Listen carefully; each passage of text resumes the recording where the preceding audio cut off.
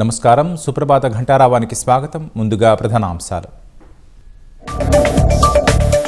దేశం కోసం కర్తవ్యం నిర్వర్తించడము దేశభక్తే. స్వదేశీ సంకల్పం తీసుకోవాలని ప్రధాని పిలుపు.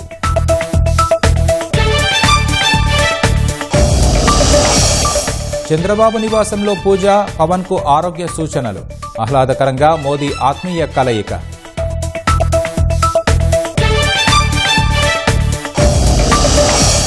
నేడు ఢిల్లీలో పర్యటించనున్న ముఖ్యమంత్రి చంద్రబాబు. రాష్ట్రానికి రావాల్సిన నిధులపై కేంద్ర మంత్రులతో చర్చ.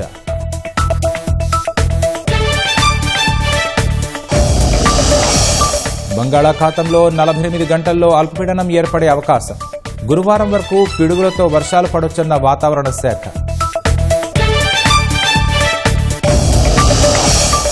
యుద్ధం శాశ్వత ముగింపే లక్ష్యంగా చర్చలు సాగాలన్న ఇరాన్. లెబనాన్ సహా అన్ని చోట్ల వెంటనే ముగించాలని వెల్లడి.